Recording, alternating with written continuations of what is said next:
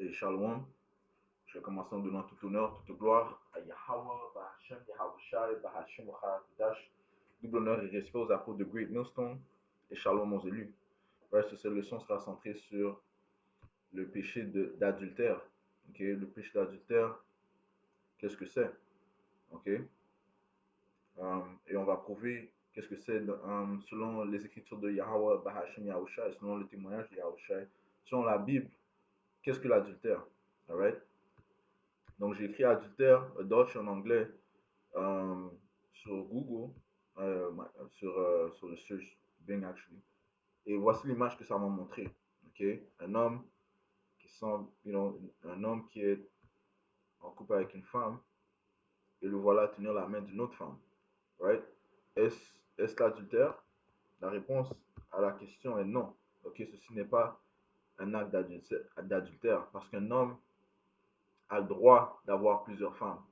Ok, ce qui serait considéré adultère, c'est si cette femme à qui il tient la main aurait un homme, ok, s'il était en relation avec un homme, s'il était marié avec un homme. Là, ceci serait considéré un acte d'adultère, ok. Mais tant que la femme, euh, cette femme avec les cheveux bruns, par exemple, ok, ou n'importe quelle femme, ne soit pas mariée ou ne soit pas jointe à un autre homme, ou ne soit pas promis à un autre homme, ok, ceci n'est pas un acte d'adultère, ok. Et la même chose revient avec la femme. Si la femme, elle a un homme, elle est mariée à un homme, ok, elle va coucher avec un autre homme, ok, qu'il soit marié ou non, elle, du fait qu'elle est déjà promis à un homme ou bien mariée à un homme, si elle commet cet acte, ok, c'est l'adultère, alright? Donc, on va prouver ceci par les écritures de la Bible, alright? Commençons au livre de Exode, chapitre 20 et verset 14, ok? Concernant les 10 commandements qui ont été donnés à Moïse. Ok, nous savons qu'il y en a plus que 10, mais dans ce chapitre particulier, il y en a 10. Ça dit ici, Exode 20, 14, tu ne commettras point d'adultère. Ok, qu'est-ce que l'adultère? Allons au livre d'Exode, au livre de Lévitique, chapitre 20 et verset 10. Si un homme commet un adultère avec une femme mariée, ok, donc un homme qui couche avec une femme mariée, ouais, par exemple, si cette femme, par exemple, elle a un mari, ou bien elle est promise à un mari, ok, eh bien, ceci est un acte d'adultère, ok. Si un homme commet un adultère avec une femme mariée, s'il commet un adultère avec la femme de son prochain, alright, l'homme et la femme adultères seront punis de mort, ok. Donc la sentence, le jugement contre l'adultère, pour l'adultère, c'est la peine de mort, ok, ok. C'est un crime grave, alright, coucher avec la femme de ton prochain, ok, une femme promise à ton prochain, une femme mariée, joint à ton prochain, ok, c'est un grave acte, man, ok, ok, qui sera jugé par la punition de mort, man, ok. Allons au livre de Deutéronome, chapitre 22, et ça dit que les deux seront mis à mort, l'homme adultère et la femme adultère, ok. Deutéronome 22 et verset.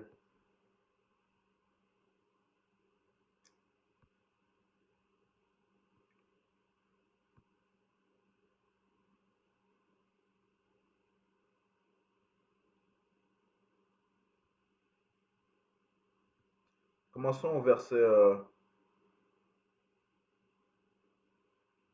13, ok? On va bâtir. Alright? Si un homme qui a pris une femme et est allé vers elle éprouve ensuite de l'aversion pour sa personne, s'il lui impute des choses criminelles et porte atteinte à sa réputation en disant, j'ai pris cette femme, je me suis approché d'elle et je ne l'ai pas trouvée vierge. Alors le père et la mère et la jeune femme prendront les signes de sa virginité et les produiront devant les anciens de la ville à la porte. Ouais, quels sont les signes de la virginité? Ceci revient à une coutume que l'on suivait lorsque, euh, après le mariage, la manière de consommer le mariage, de prouver le mariage, c'est lorsque Un mariage, en fait, c'est lorsque les deux se joignent, l'homme et la femme se joignent, ok? Dans nos coutumes, ok, après la célébration, l'homme et la femme consommaient le mariage, donc ils se mariaient officiellement en ayant le sexe, ok? Et par la suite, ils montraient le signe de la virginité. Quel est le signe de la virginité? Eh bien, le sang qui serait sur les couvertures, ok? Et les parents gardaient ce signe de la virginité pour un cas tel que celui-ci. Alright? So, alors, le verset 15, alors le père et la mère de la jeune femme prendront les signes de sa virginité, les produiront devant les anciens de la ville à la porte. Le père de la jeune femme dira aux anciens, j'ai donné ma fille pour femme à cet homme, et il l'a prise en aversion. Il lui impie des choses criminelles en disant, je n'ai pas trouvé ta fille vierge. Or voici les signes de virginité de ma fille. Et ils déploieront son vêtement devant les anciens de la ville. Les anciens de la ville saisiront alors cet homme et le châtiront. Et parce qu'il a porté atteinte à la réputation d'une vierge d'Israël, ils le condamneront à une amende de 100 cycles d'argent qu'ils donneront au père de la jeune fille. Elle restera, elle restera sa femme et il ne pourra pas la renvoyer telle qu'il vivra, right? Parce il a donné un faux rapport, ok? Parce que il a détesté sa femme, il a apporté une rumeur, une fausse rumeur contre une vierge. Ok, pour ceci, il va être châtié. Ok, il doit payer un certain montant, 100 cycles d'argent qu'il doit donner au père de la femme. Ok, il doit garder la femme, hein? Ok, il doit garder sa femme. Ok, verset 20. Mais si le fait est vrai, si la jeune femme ne s'est point trouvée vierge, ok, donc elle a été promise à cet homme, mais voilà elle n'était pas vierge, ok, on fera sortir la jeune femme à l'entrée de la maison de son père et elle sera lapidée par les gens de la ville.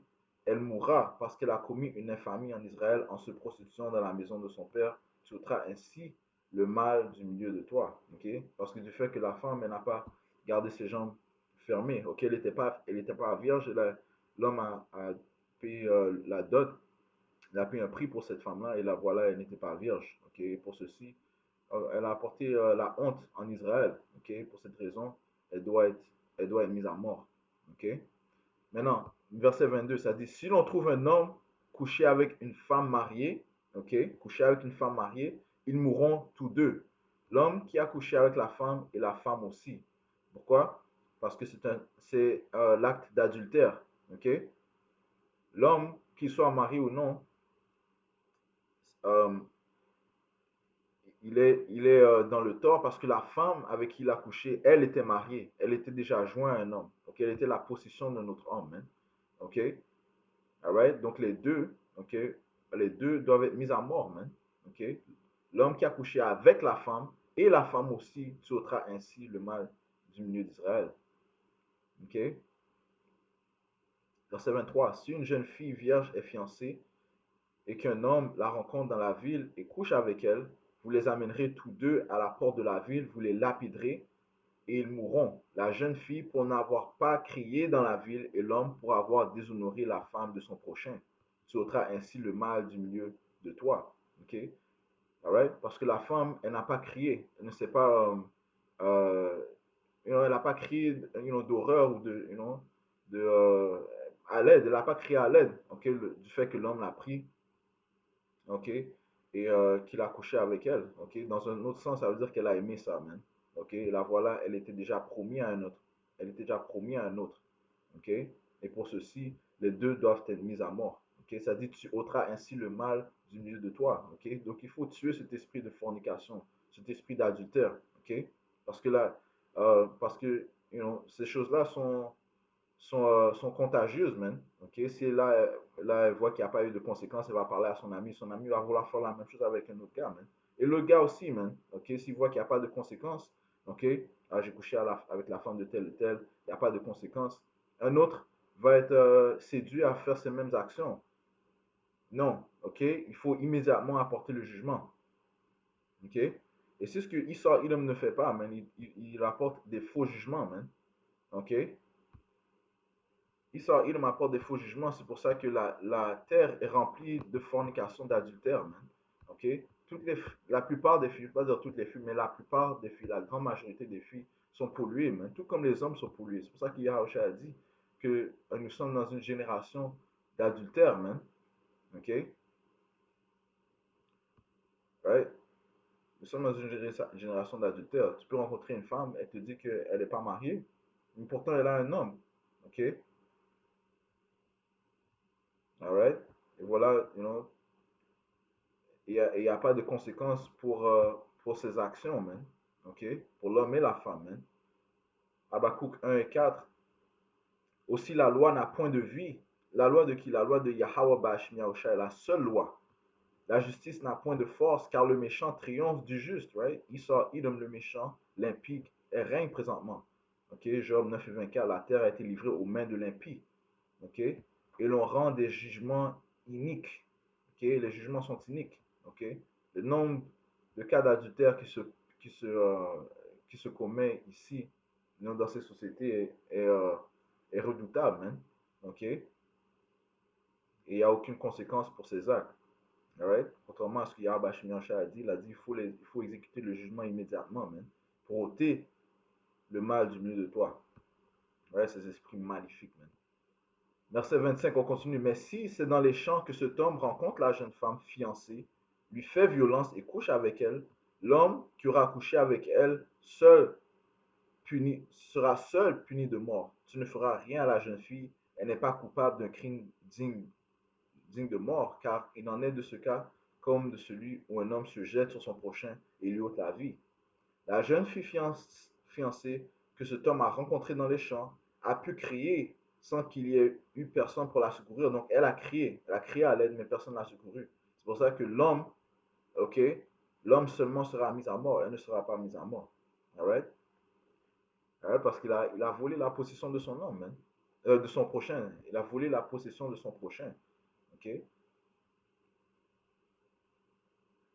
Alright? So, ceci est ce qui est dit concernant l'adultère, man. OK? Lorsqu'un homme couche avec une femme mariée, OK? Ou lorsqu'une femme mariée couche avec un homme, OK? Par contre, un homme a le droit de coucher avec une femme, avec, avec plusieurs femmes, même s'il est marié, tant que ces femmes-là ne soient pas mariées. OK? Donc, dans ce cas, OK, si on se base sur cette photo uniquement, I mean, you know, l'homme l'homme a le droit, man. OK? You know, que sa femme le sache ou non, mais c'est mieux qu'elle sache, bien sûr. You know, l'homme a le droit de coucher avec cette femme, man. OK? Tant qu'elle n'est pas mariée. OK? Si elle est mariée, les deux sont dans le tort, man. OK?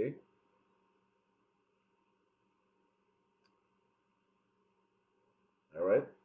Et de même, elle, si elle est mariée, encore une fois, elle ne devrait pas coucher avec cet homme. OK? Elle est déjà promis à un autre. Elle est déjà joint à un autre. OK? Alright? Donc, on va prouver ceci.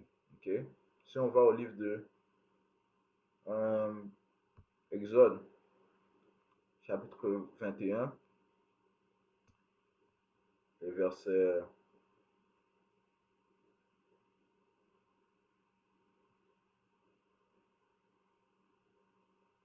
10. OK? S'il prend une autre femme, OK? Si un homme prend une autre femme, il ne retranchera rien pour la première à la nourriture, aux vêtements et au droit conjugal. Donc, s'il avait une femme, OK?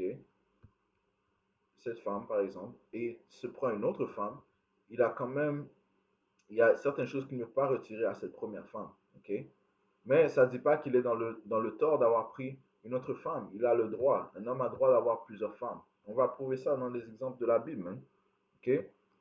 Je relis verset 10. S'il prend une autre femme, il ne retranchera rien pour la première à la nourriture, aux vêtements et au droit conjugal. OK? Quel est le droit conjugal? Il doit avoir du sexe avec elle. OK? Il ne doit pas il doit pas euh, la dépriver de sexe. OK? Alright, c'est ce que la femme a besoin, ouais. Tout comme l'homme a besoin de ça, man. OK? Ils doivent se joindre, OK? Et satisfaire les uns et les autres, man. OK? L'un et l'autre, là, OK? Ils doivent satisfaire l'un et l'autre, OK? Et de plus, il ne doit pas lui dépriver de nourriture et de ses vêtements, man. OK? Parce que c'est l'homme qui lui donne, donc euh, qui donne, donc c'est provide, qui donne la sécurité, il doit lui donner un abri, ok?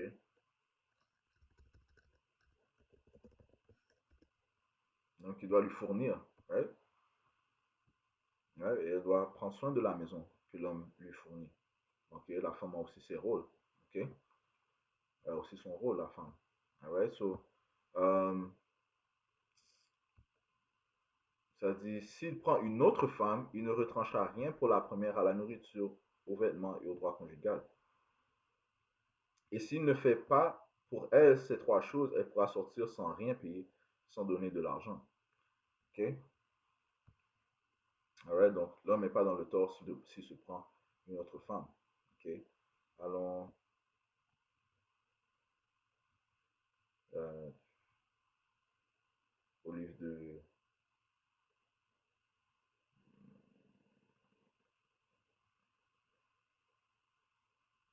1 Samuel, 1 Samuel chapitre 1. Et verset 1. Il y avait un homme de Ramathim, Sopim, de la montagne d'Éphraïm, nommé Elkanah, fils de Jehoram, fils d'Elihu, fils de Tohu, fils de Tsuf, Éphratien. Il avait deux femmes, dont l'une s'appelait Anne et l'autre Pénina. Pénina avait des enfants, mais Anne n'en avait point. Chaque année, cet homme montait de la ville à Silo pour se prosterner devant l'Éternel des armées, pour lui offrir des sacrifices. Là se trouvaient les deux fils d'Élie, Ophni et Phiné, sacrificateurs de l'Éternel. OK?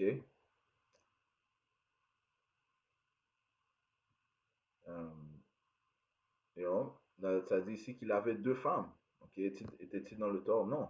OK? Il a le droit d'avoir deux femmes. OK?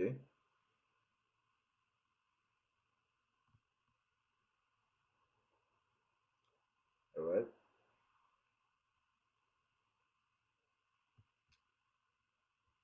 Alright? Euh, et on peut continuer à lire, puisque cet homme était en fait le père de Samuel, OK? Un des grands prophètes euh, de notre histoire, OK? Un des grands prophètes d'Israël, OK? Euh, ouais, mais son père avait deux femmes, OK? Une était stérile et l'autre avait des enfants. Finalement, celle qui était stérile, Yahweh a ouvert son ventre et elle enfanta Samuel. Maintenant, allons au livre de. euh,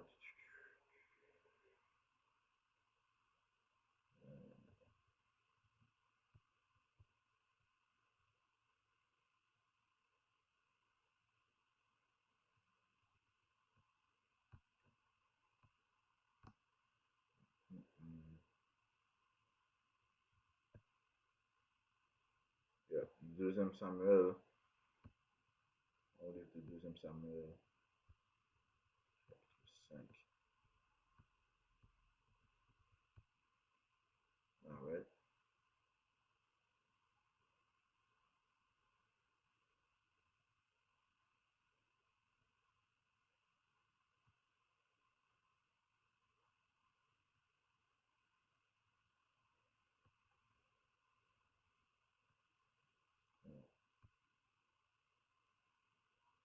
5 et 13. Ouais. Deuxième, deuxième Samuel, chapitre 5 et euh,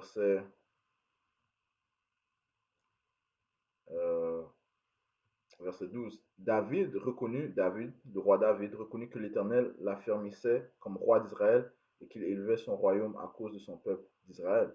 David prit encore des concubines et des femmes de Jérusalem après qu'il fut venu d'Hébron. Et il naquit encore des fils et des filles. Ok?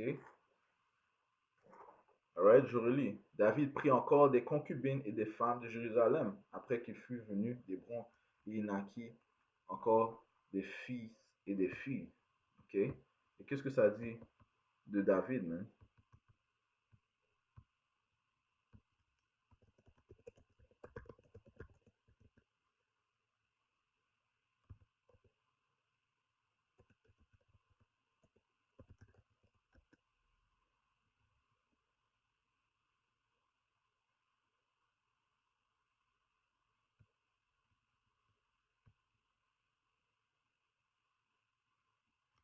1 Samuel 13 et 14. On va lire ce que le Seigneur a dit à propos de son serviteur David. Proverbe chapitre 13, verset 14. Ok. Samuel dit à Saul, tu as agi en insensé et tu n'as pas observé le commandement que l'Éternel ton Dieu t'avait donné. L'Éternel aurait affermi pour toujours ton règne sur Israël. Et maintenant ton règne ne durera point. L'Éternel s'est choisi un homme selon son cœur. Et l'Éternel l'a destiné à être le chef de son peuple parce que tu n'as pas observé ce que l'Éternel t'avait commandé. Ok?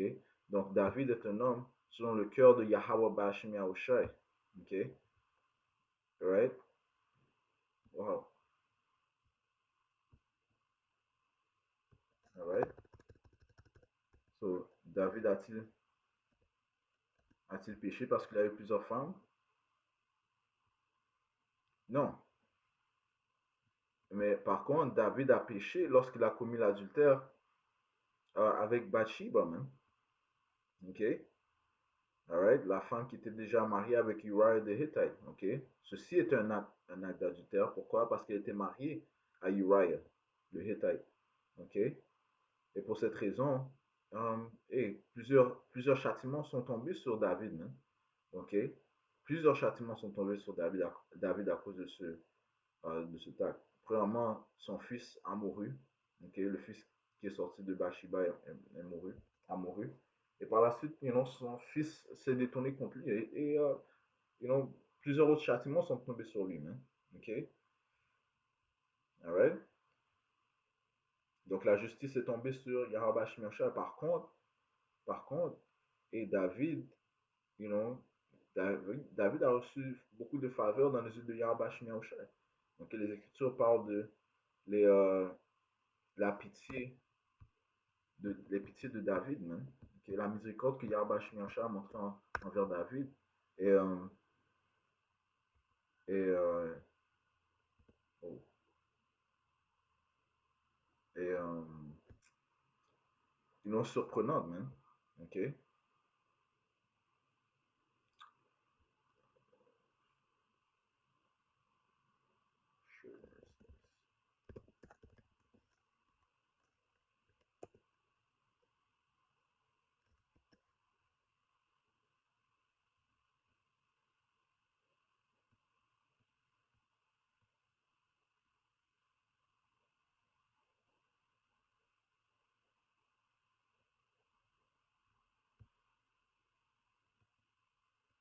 55 et 3 et Acts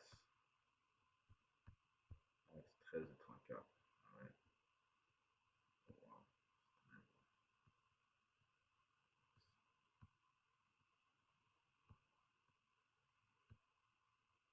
13, verset 34, ça dit ici.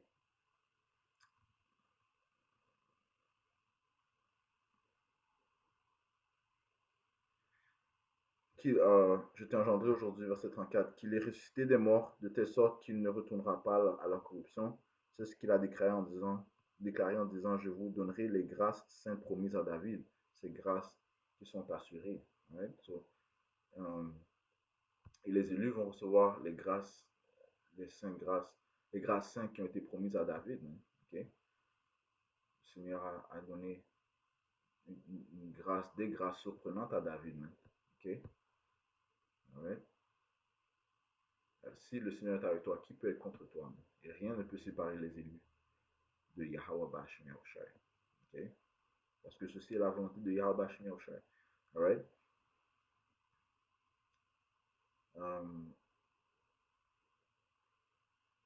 Donc, peut-on dire qu'il y a toujours une exception à la règle? Oui, parce que le Père peut faire tout ce qu'il veut. Okay? Il peut faire ce qu'il veut. Et qui sommes-nous pour protester, faire les rebelles contre Yahweh Bashim Yahushai? Okay? Rien. Nous ne sommes que des vermines dans les yeux du Seigneur. Comparé au Seigneur, nous sommes que comparé au Seigneur, nous sommes que des vermines. Hein? Ok? Comparé à sa grandeur, nous sommes que des vermines. Ok?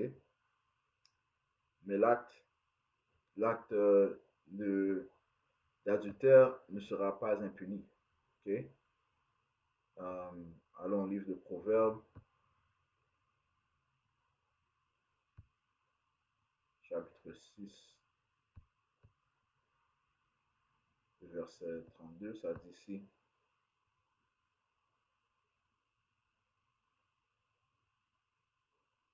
Alright, je vais commencer verset,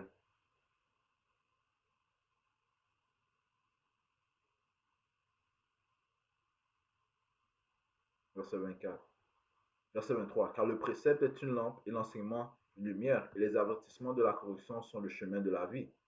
Ils te préserveront de la femme corrompue, l'adultère.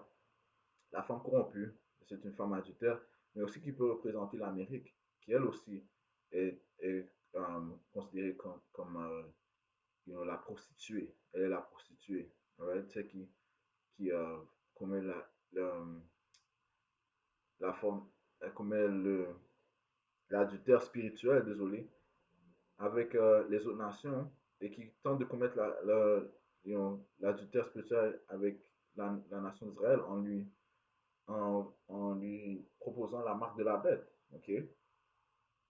Alright? Ça, c'est l'ultime forme d'adultère spirituel. OK? Il y a l'adultère charnel, il y a l'adultère spirituel. OK? Se tourner vers des différents dieux, ceci est une forme d'adultère spirituel. OK?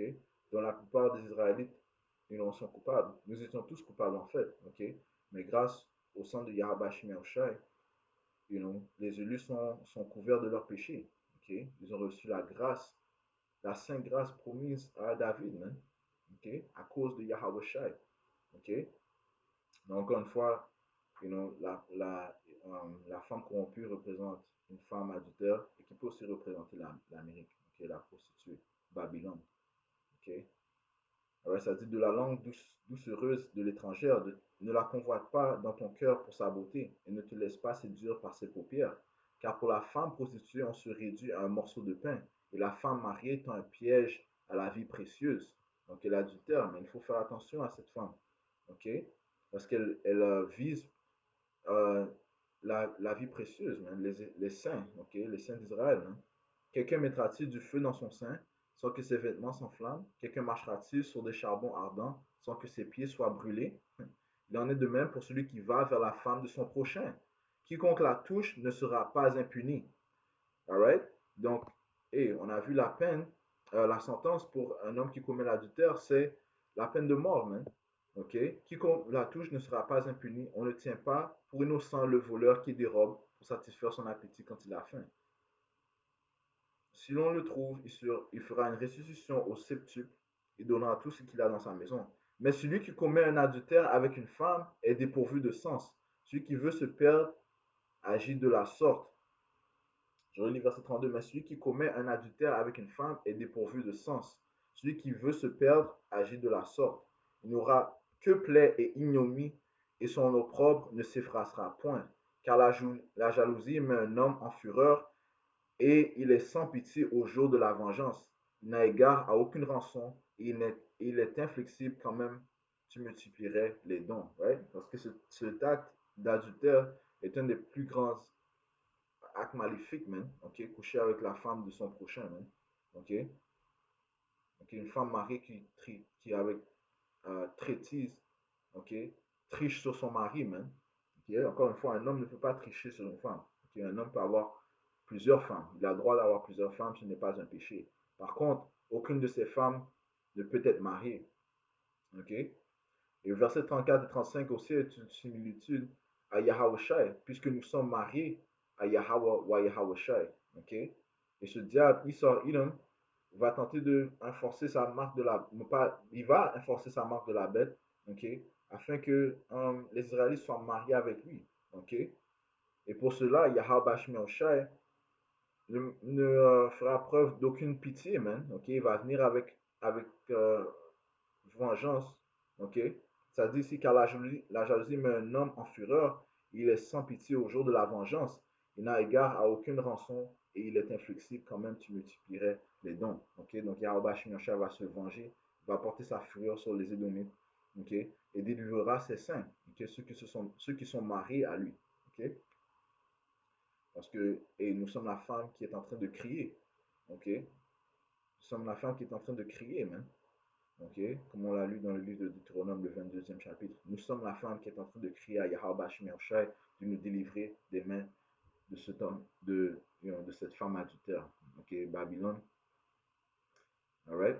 So, et je conclue en donnant tout honneur, toute gloire à Yahweh, Bahashem Yahushai, Bahashem Chalakudash. Double honneur et respect aux apôtres de Great Millstone. Shalom aux élus.